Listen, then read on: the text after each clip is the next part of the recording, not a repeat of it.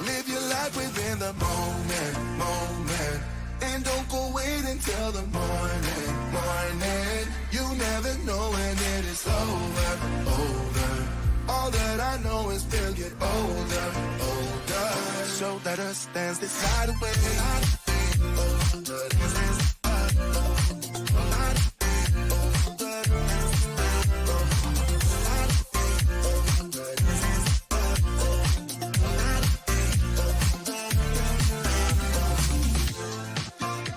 Bodies move to the groove and the light that flickers. We get lost in the crowd, it's getting thicker. We get away from the drinks and chatter. Haven't said a word, but it doesn't matter. Feel the air getting standing in a blurry dream. No one else can see us. Live your life within the moment.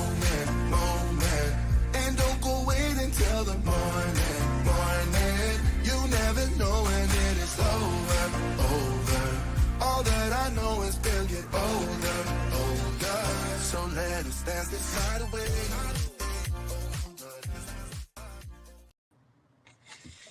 Hello, everybody. The Road 500.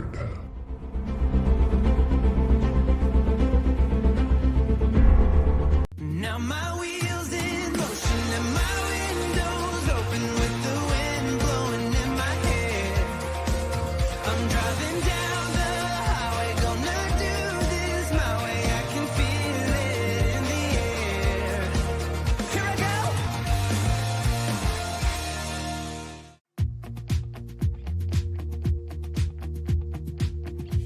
Live from the Volvo 780 studios in anywhere USA. This is JJDrones Live. And now, here's JJDrones.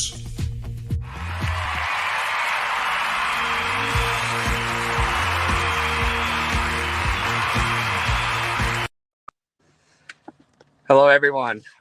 This is Carl Marks. I'm actually going to be filling in for Jason today.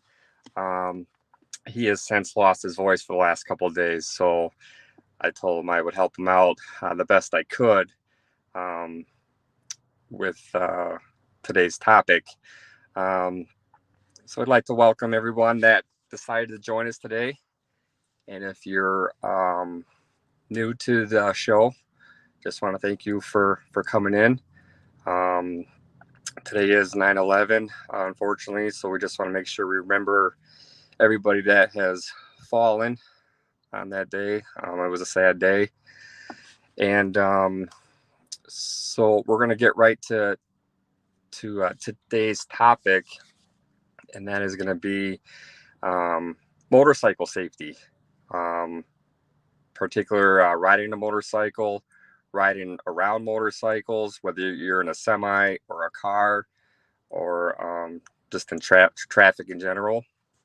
I'm going to do my best to read the comments that are coming in and answer questions. I'm doing this very unexpectedly, so I have no really research with percentages and stuff, or I'm just winging this. So I'm actually here in Texas and sitting in my car, and we're going to try and get this done.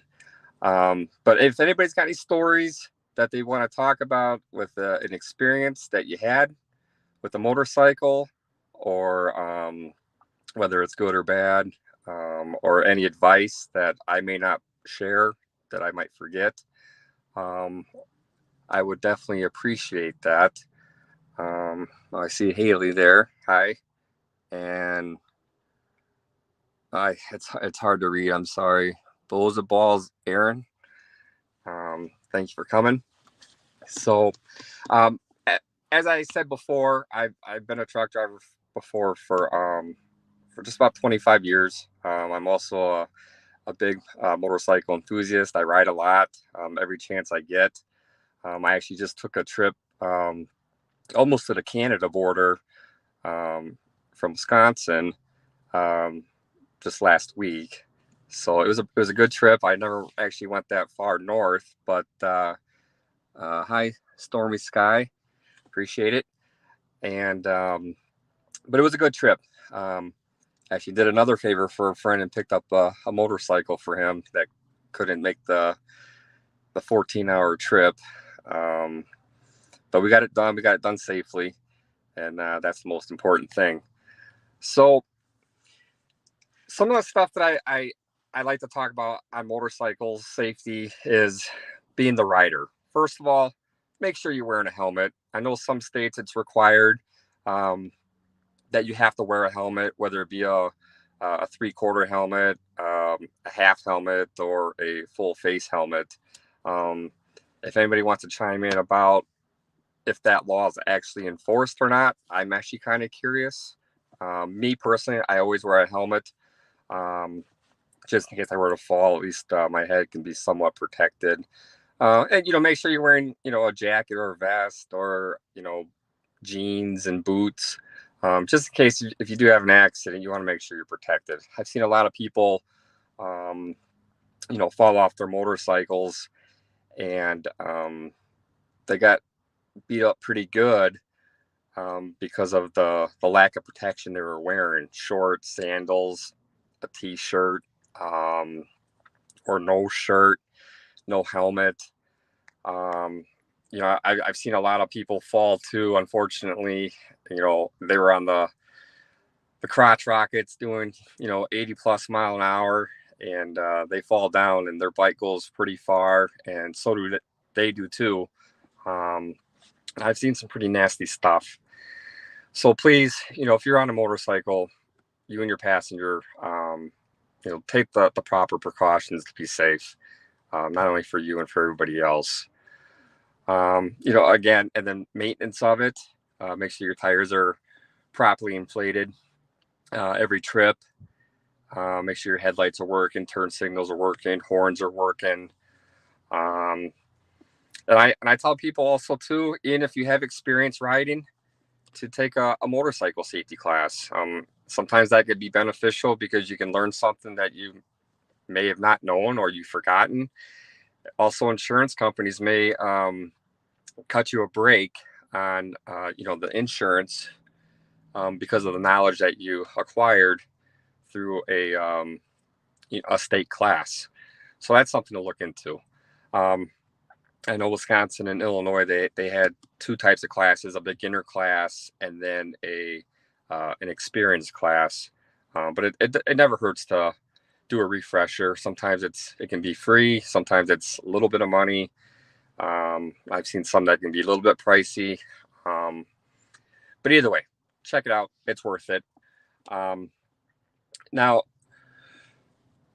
when you're riding the bike, whether you're on a city street, highway, make sure that you're following the signs and the rules like you're supposed to. Too many people on bikes are going well above the speed limit, cutting in and out of traffic. Seen some riding the shoulders. Very aggressive.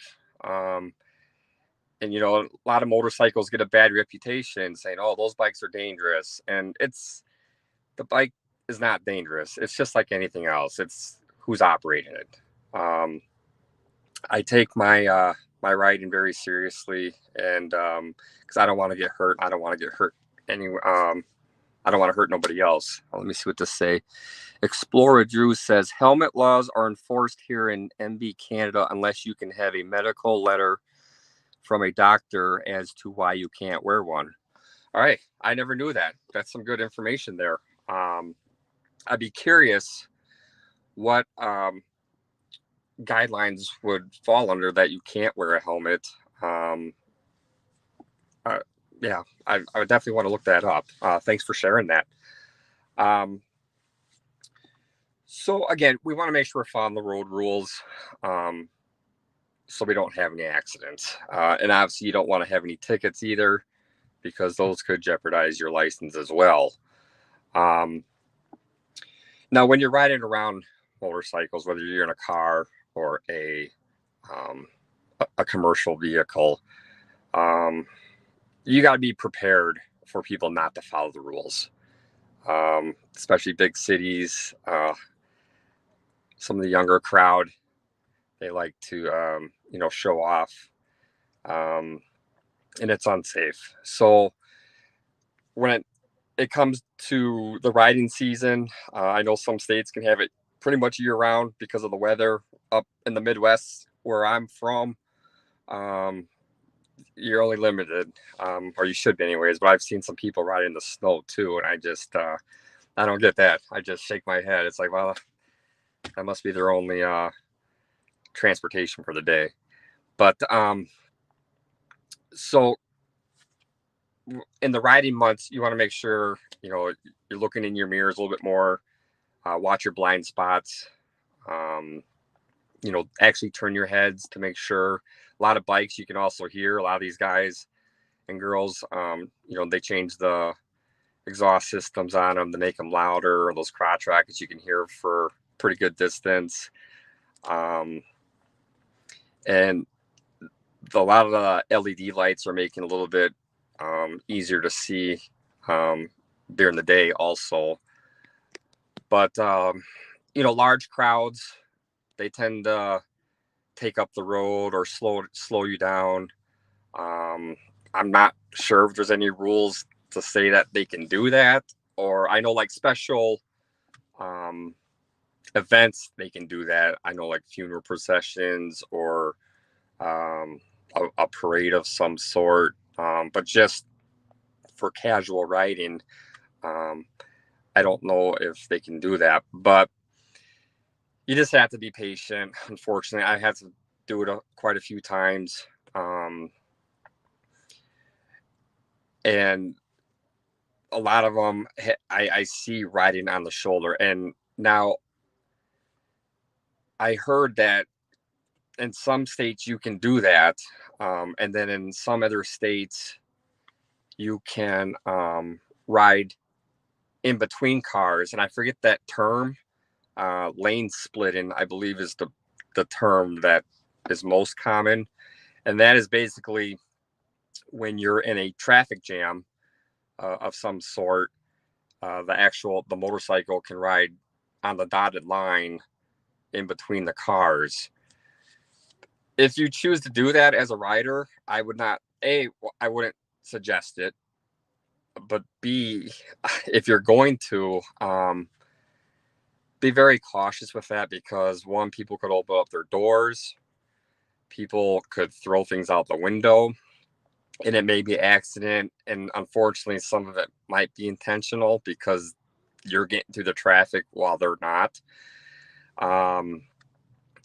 Also, people could swerve into you if they're not paying attention. Even at a low rate of speed, if you fall off that bike, it is going to hurt. And I want to say, I don't remember the actual miles per hour, but I thought it was something crazy, like a 2 mile an hour fall or something could actually crack your skull. I remember reading that somewhere. But so again, that's why you wear the helmet, and also safety glasses, whether they're clear or sunglasses, or the full face mask have the visors that come down. So just be cautious when you're doing that lane splitting.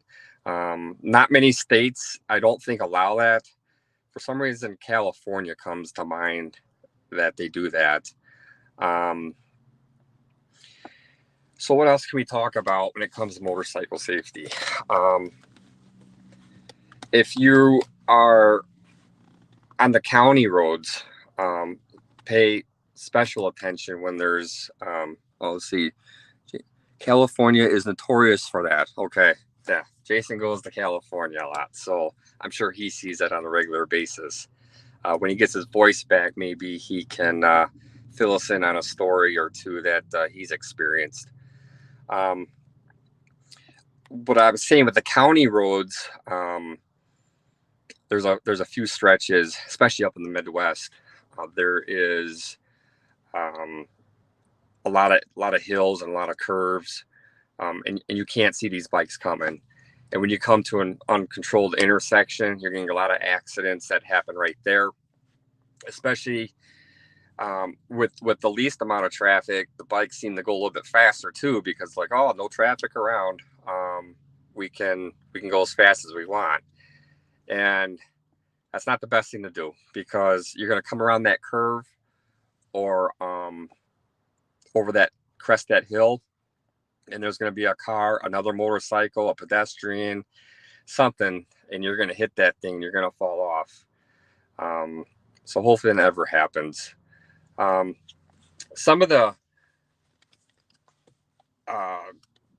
accidents that I've seen mainly though are on the interstates. And there's a few where the passenger, she was thrown off, and I've seen them where they've actually gone into the opposite lanes, over the Jersey walls and stuff like that in the medians, and they get ran over by those cars because they're not expecting to see that. But and I'm sure we've all seen videos of people falling off motorcycles or getting hit by cars or just negligence on their part. But whether, like I said, whether you're the operator or the, just driving around the motorcycles, you have to be cautious. Nighttime driving, that's a big thing also. Because obviously you have limited visibility as is. Sorry, I'm sweating here. I'm on vacation here in Texas, and it's 100 and feels like it's 100 degrees in the car right now. But at nighttime, yeah, there's low visibility. So a lot of these bikes, they ride out at nighttime because it's cooler out also, especially up in the Midwest. So you'll see a lot. I think, in my opinion, there's a little bit more bike traffic at nighttime, especially going in the bigger cities because of the weather. Now, a lot of people also ride motorcycles in the rain. I wouldn't suggest that either, but I've done it. Do I like it? Absolutely not. But sometimes you just don't have a choice, especially when the rain is mid-trip. I had that going through Grand Rapids the other day, last week, helping out my other friend. And so you just have to be prepared for it. And even the experienced riders could have trouble riding in the rain, but you have to be very cautious with that as a rider, because it's slippery and you're on two wheels, and you got nothing around you. People aren't paying attention. A lot of distractions out there as is. And a lot of people, when they're going through the puddles, you're getting splashed, or you're going through puddles. Some might be deeper. And then it's very dangerous when the rain just starts. It's a lot more slippery because of the oil. Let's see what we got here. An estimated 80% of reported motorcycle crashes result in injury or death. Okay. Jason just sent that, and that came from the NHTSA. So that's a lot. That's a pretty big percentage right there. But I believe it, especially with the injuries. That's why I said, you don't want to be on that death side of the percentage, but the injuries, like I said, even the most protected people, you got a pretty good chance of getting hurt. And I hate to say that, but that's just the truth, because you're going to fall off that thing. You might run into something. You're going to tumble. You might get hit by something. The bike could land on you. There's a number of things that could happen. So, again, that's why I keep preaching all the time to wear the helmet. Haley said, mowing the lawn can be dangerous for bikes too. Make sure it doesn't go on the pavement in the roadway. That's a good point. Actually, they talk about that. So basically what that means is when you're mowing your lawn and you got the side discharge, don't blow the cut grass into the road. It makes it very slippery. Or some people like to rake their grass, and if you have a street sweeper or the sanitation people, they come get it. They leave it on the side of the road in a pile. Well, if it's windy, it's going to blow it onto the road, and it makes it slippery. So if you are going to cut your lawn, make sure you cut that grass with that side discharge, not facing the road. Main light drone, lots of rain in Chicago and lots of accidents too. Yes. I drive through Chicago every day, and it's especially with the motorcycles, it can be a pain. Stormy Sky Rail Productions, wet leaves can be an issue also. Or yes, too. Yeah, very good point. So grass, leaves, all that stuff, debris, don't put that in the roads. It's very dangerous. People put trash in the roads. That's just wrong in general. I've never seen anybody fall off a bike from that, but I've heard some stories. I had a friend that actually fell off a motorcycle because he ran over, it was either leaves or grass, and fell off the bike and hit a guide wire and lost his leg from the knee down. Luckily, I mean, as bad as it was, it could have been a lot worse. But I know sometimes people or newspapers and advertisements and stuff like that, they do talk about, remembering not to put your grass out on the road. The street signs are getting a little bit better, or the electronic signs are getting better when it comes to awareness of motorcycles. They, especially around the motorcycle season, they flash lights saying keep a lookout for motorcycles. They tell motorcyclists to wear helmets. When I was part of the Wisconsin road team, Haley just said it's got to be just like hydroplaning. Oh, I'm sure it is. Yeah, because once you hit that, you can't stop. So I'm sure that's exactly what it's like. And for all of us that have hydroplaned at one time, whether it was severe or minor, it's very hard to control. So imagine doing that on two wheels with that back end kicking out. Jason just said, in traffic crashes that involve the use of drugs or alcohol, injuries occur in 90% of motorcycle crashes. Wow. Compared with 33% of automobile crashes. And that's from the Motorcycle Safety Foundation. Wow. That's another high percentage there, 90%. But yeah, I believe that with drugs, alcohol, again, that should be common sense, but I will say that if you are going to ride a motorcycle, please don't do it under the influence. Also, you want to make sure you're not tired. That's another thing, because you got to remember, again, you're on a motorcycle. It's two wheels, no seatbelt, nothing around you to protect you. So if you fall, it's going to hurt. So awareness is 100% a must. And that's if you're on a cruiser, a sport bike, or they got the trikes, and they got those new ones out now, the Spider, and there's another one, but I can't remember the name of it. It doesn't matter. I mean, it's just like any vehicle. You're the operator of that vehicle. It's up to you to make sure that you're following the rules and making yourself aware of your surroundings. Jason, do you think that stat is so high because when you're intoxicated, it's highly likely you don't wear any protective equipment. Um, I mean, it's possible. I mean, anytime you're intoxicated with something, um, you might make a bad decision. But I could agree with that. I think that is high because people, they're not thinking correctly. Um, and that's when bad things happen. Um, and even if you're intoxicated and a small amount could jeopardize your reaction time, especially on a motorcycle.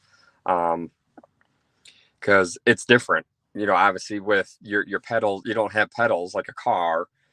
Your brakes and clutch and everything, they're on the handlebars. So you're really jeopardizing the situation when you're riding a motorcycle impaired. Just with like anything, just don't do that. Motorcycles are supposed to be fun. They're supposed to be relaxing, or people get the endurance to go and get, I guess, a high, they call it, going on the switchbacks and down hills and curves, and it's a good way to be social too. I mean, a lot of people go, they call it bar hopping, which people do, but I mean, if you're gonna go bar hopping, as they call it, I would not drink. Drink water, soda, something else. I'm not gonna even say, one beer every once in a while. Every couple stops, you're good. I'm not gonna even say that and say that's a good thing. So definitely make sure you're doing everything by the book when it comes to following the rules when it comes to the intoxication. So another thing that you need to look out for, especially when you're driving a truck, is the blind spots, obviously, because they're even worse in a commercial vehicle. Because even your normal blind spots, those bikes are so much smaller than the car. You won't be able to see them, and I've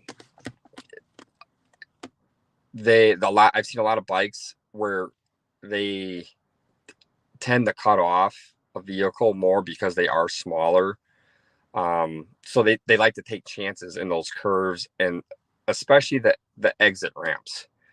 So that's another important thing. Like, if you know an exit is coming up, take another look in the mirrors, because a motorcycle could be coming, and they like to sneak up in front of you. I get that a lot, especially coming through Chicagoland, or up in the Milwaukee area. And then with the rallies that were going on, or if I've never been to Sturgis, so if anybody wants to chime in about Sturgis, I'm actually kind of curious about the experience,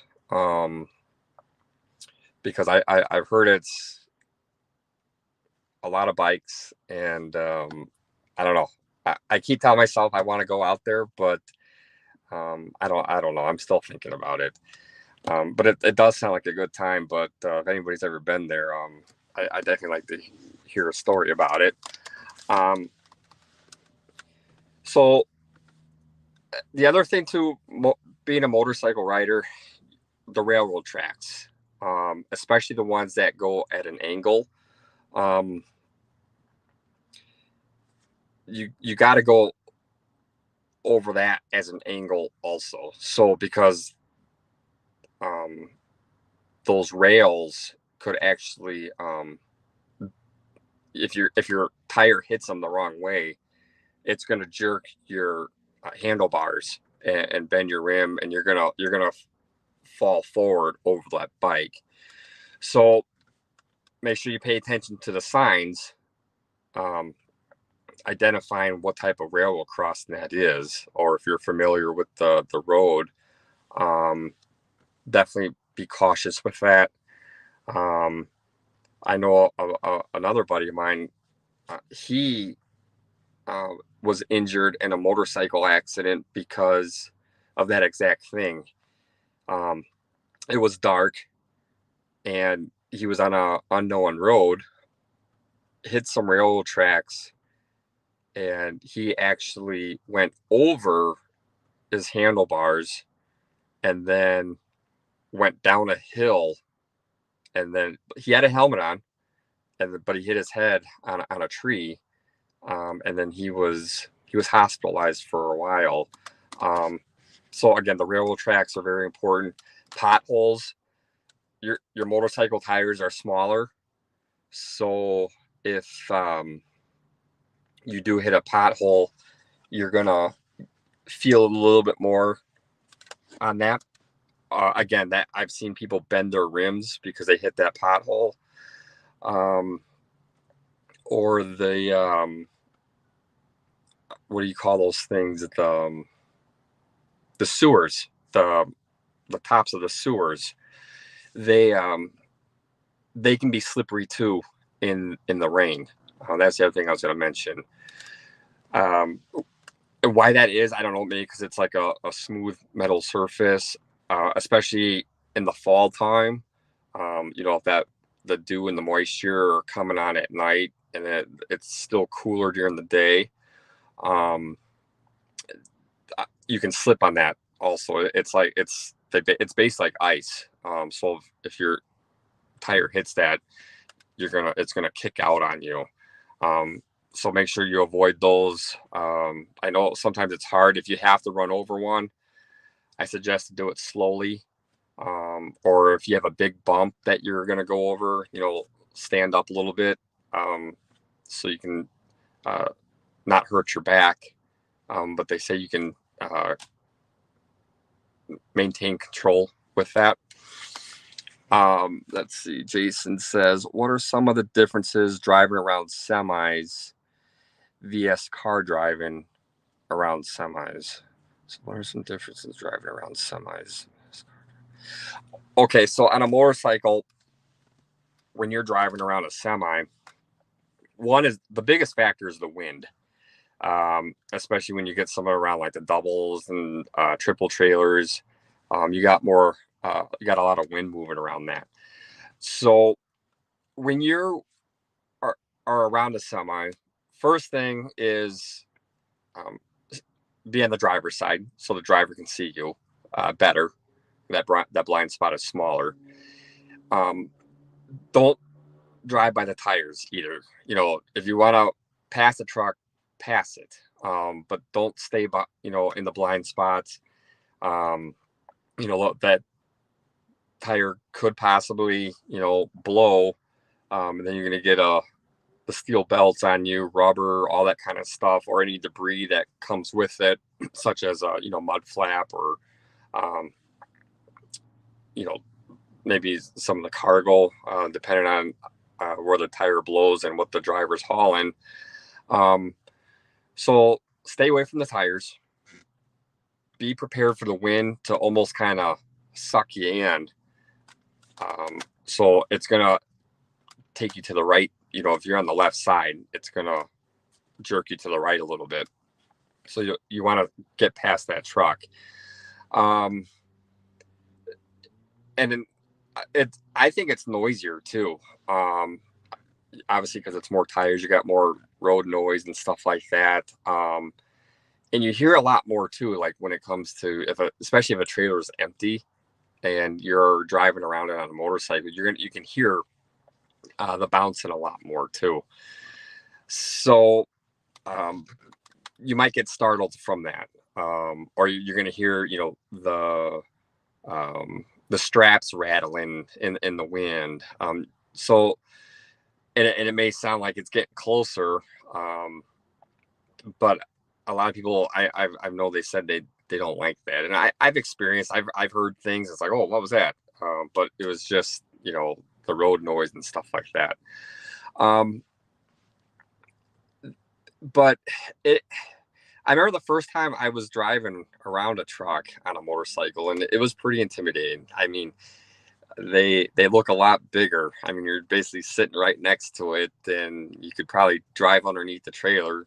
Don't do that either. But it's very intimidating. It can be nerve-wracking, and especially on a highway at a high rate of speed, because you're thinking about the traffic that's around you, but then you're also wondering, does that driver see me? Or at least you should be. But again, that's why you don't ride in their blind spot either, so they can see you.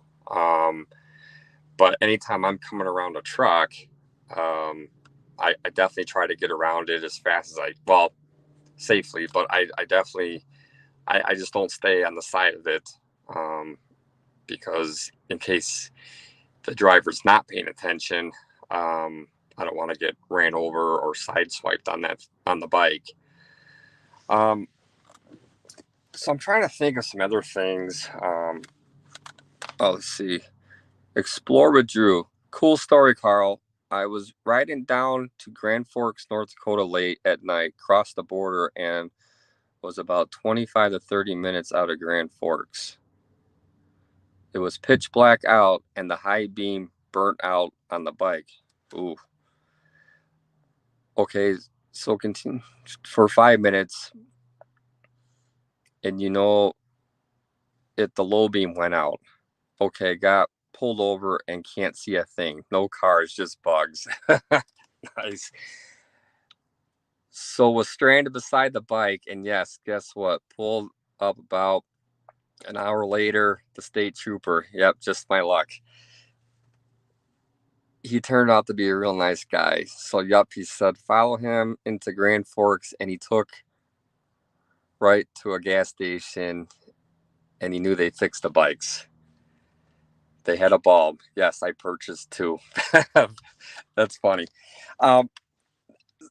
Similar story. I was riding to work.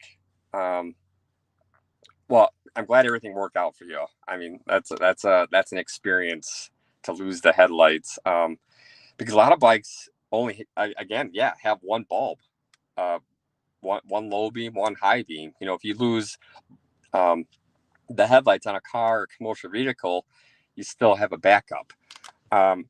So that's good that it worked out. Glad the cop was cool. That's much appreciated.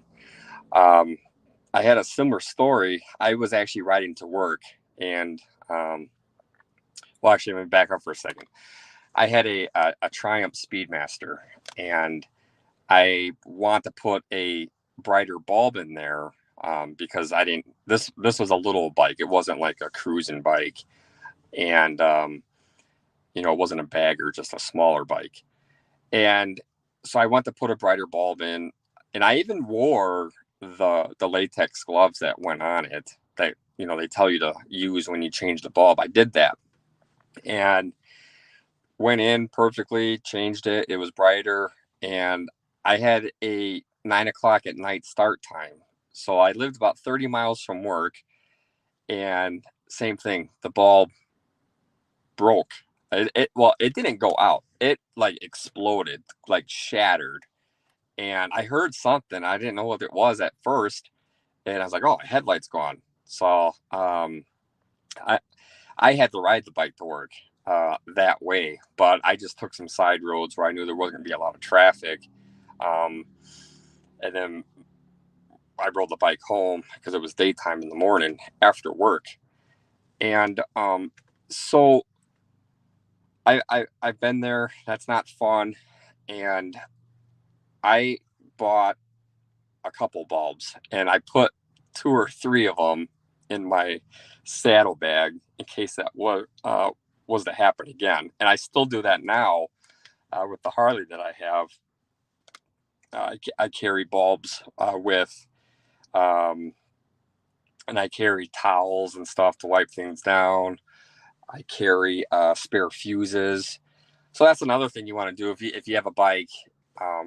Carry some spare parts. And a lot of people don't think to carry a spare bulb or a spare turn signal or a spare brake light bulb. And a lot of them are like those turn signals and stuff. A lot of them are like the H11 bulbs. You just push and turn, and they lock in, and that's how you get them out too. So definitely carry that stuff with you, because you never know where you're going to be when a light bulb goes out and you have nothing. Because I don't know if every bike is like this, but there's a few times where I've had to run on with the high beam and they don't last very long. I know they made some improvements with headlights and stuff, where things do last longer, but it doesn't help. It doesn't hurt to be prepared, just in case something like that happens, especially with the fuses too. They're small enough where you can, carry them in a Ziploc bag, in your backpack or something, or if you have a saddle bag. So definitely, yeah, good story. I'm glad you brought that up, because I actually forgot about that story. There's another time. Well, if you have a belt-driven bike or a chain bike, make sure check your belt tension. That's another big thing a lot of people don't do. Now, depending on the bike, could change the degree of what the different slack adjustments that you need. But if you have a chain driven bike, make sure that thing's lubed up really good. The last thing you want to do is dry that chain out and then it snaps.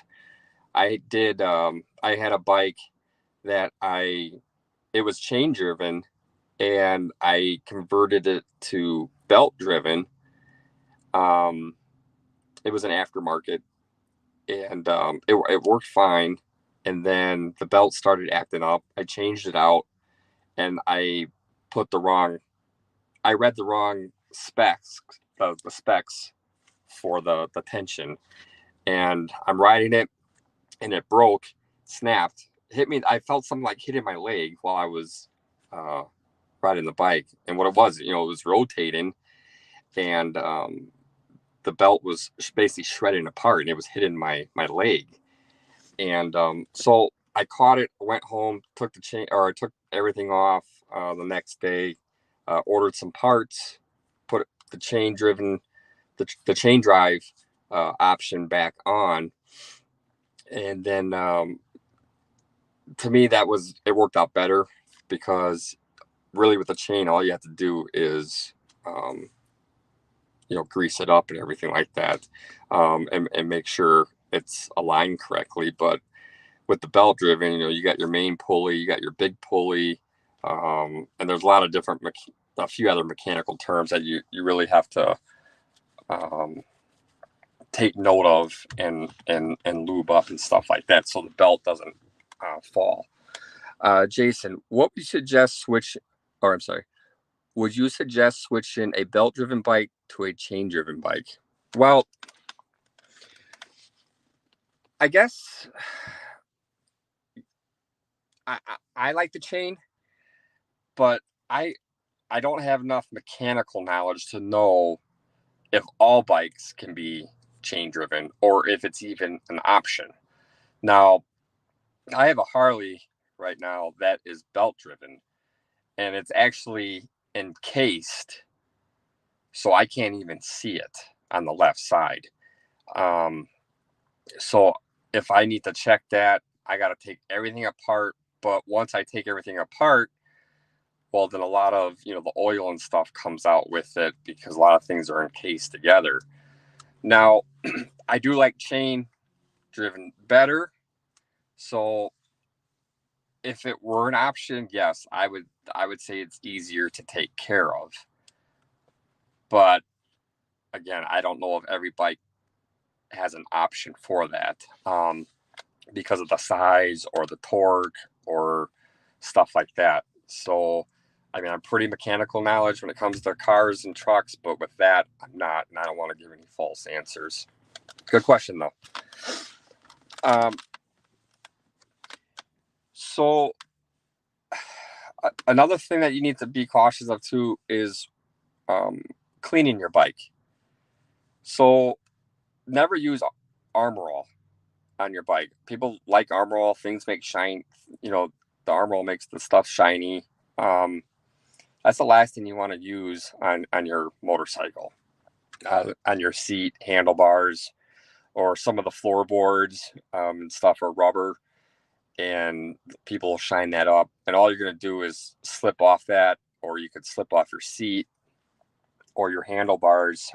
Your hands could actually fall off that too because it's slippery, especially too when they get wet. So never use Armor All. Never use any sort of, I don't know, like if the term is like a slippery wax. Personally, I never wax my bike. I just wash it just with soap and water. And then sometimes I will just take the seat off so it doesn't get anything slippery on it. And then I make sure I dry the floorboards really good. And then the handlebar grips also, definitely dry those up. And then because I've seen a few people, they put that on there and yeah, their hand just slips right off. Same thing with the windshield. If you have one on there, make sure you get something that's not going to smear or I guess fade the glass, if you could call it that. I actually had a windshield where I don't remember what I put on it, but anytime it got cooler out, it got really foggy and you can't see through it. Another thing I don't like with windshields on motorcycles is the tint windshield. I prefer the clear one. The tint one seems to, well, it's tinted. So if you're nighttime riding, that is, thank you. Great advice to any riders. Appreciate it. What was I saying? Oh, the tinted windows. Yeah, because it's basically like wearing sunglasses at night. And it's very hard to see unless you can see over the windshield because it's set lower. That's pretty much your only option. Then it might be okay. But there's a few bikes that I've ridden, like a Road King or a Fat Boy. They had the larger tinted windows, so you couldn't see over it. It was very hard to see at nighttime. Good thing it was a quick release windshield, so I took it off and left it at a friend's house and picked it up later. So if you want a windshield, I suggest get a clear one, and just during the day wear sunglasses and skip the tinted windshield.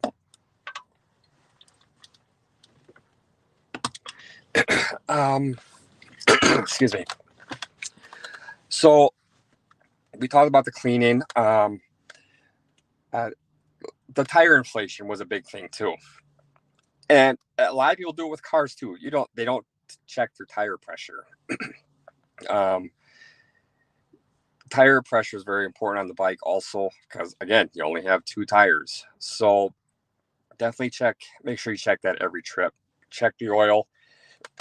Excuse me. Check for anything that could rattle off. And a couple examples I could give you, like the difference between like my Triumph, when it would idle, it would barely vibrate. I had a Suzuki, would never really vibrate. Honda, Harley seems to vibrate a lot though. And so my shifter pedal, I have a toe heel clutch shifter. So basically I have the option to either shift up and down with my toe, or I can shift up with my heel. Excuse me. There was a bolt, there's a bolt that holds that together, and that actually rattled off. So I was either going to lose my toe shifter or my heel shifter if I didn't catch that. The saddlebags, I've seen people's saddlebags fall off while they're riding. And so check those clips inside. A lot of the bikes, newer ones and older models, just lift up the bag inside and those clips are locked in. Your radio antenna that gets loose. Um, check the wires too. Excuse me. A lot of the linkages could come apart too. The solder could come apart. Um, or the fuses. I've seen a couple fuses rattle loose, um, especially if you don't check them for a long time. Um, check the um, the the bolts, to keep the tires on, not the lug nuts, but they're just bolts. Take a wrench, or get a socket, check the specs for that. Excuse me. Oh man, lose my voice now too. Um, so so pretty much, if I tell anybody is if if it could fall off, check it, because one, you don't want it to fall off. Motorcycle parts are expensive. Um, check, and you don't want to hit nobody either. Um, so that's some advice there. We talked about protection. Um, and I can't believe I have to say this, but don't talk on your phone either, while you're or texting, on your motorcycle. I never thought I'd see people do that, but apparently they do. That's pretty dangerous. Even a car or a truck, you don't want to do that, but the motorcycles, I've been seeing a lot more people do that. Or a lot of motorcycles now have the GPS screens on them, so people are screwing around with that, or they're looking. So they made more distractions on this bike, and the passenger can't control that stuff. It's the rider. So pretty much, when you're riding around motorcycles, any distraction that could be done in a car, people are doing on a motorcycle.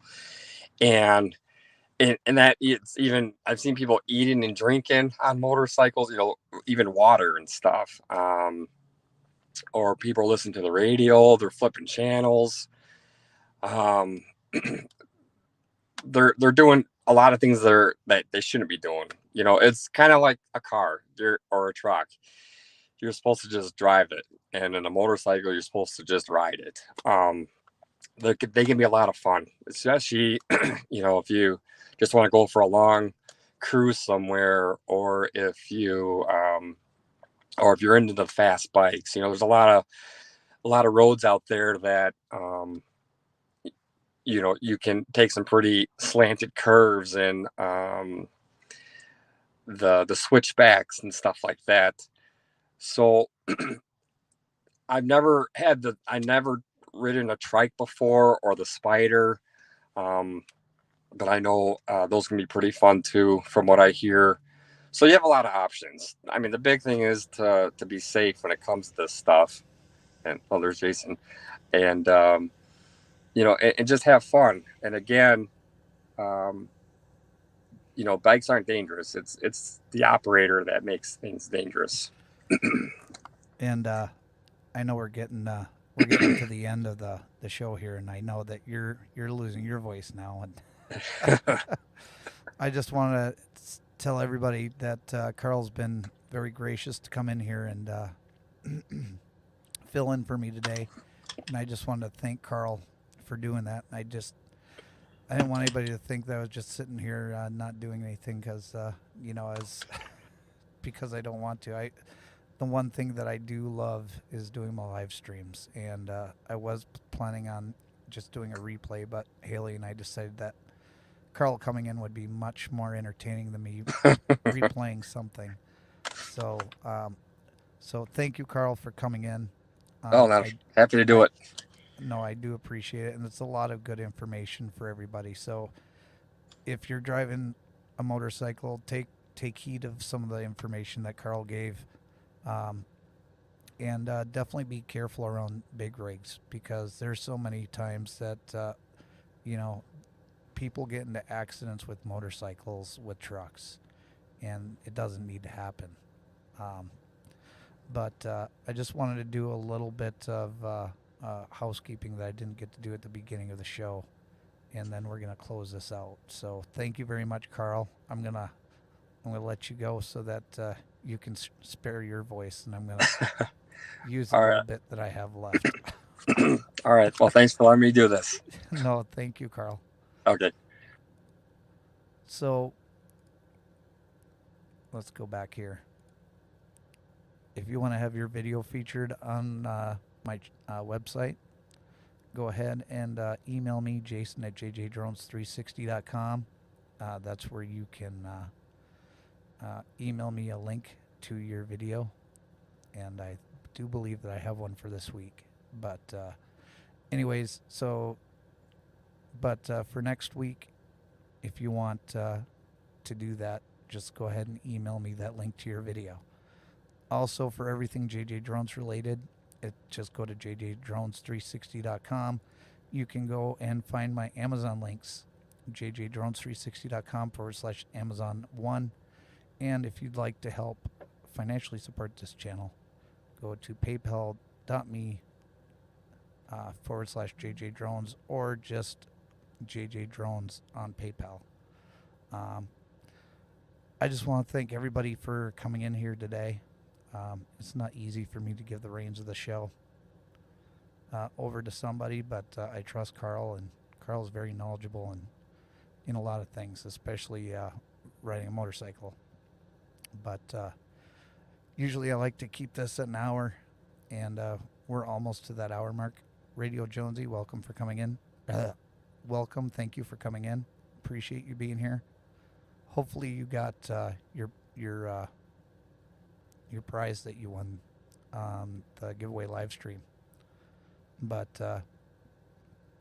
yeah, you're not hearing anything funky that I'm playing with the microphone. I lost my voice, so hopefully I'll have it back by next week. But I just wanted to say thank you to everybody that came in, and thank you so much for being such great and loyal supporters. I do appreciate it. And I thank you all for coming on the ride with me and Carl. And we'll see you all later down the road. Bye-bye.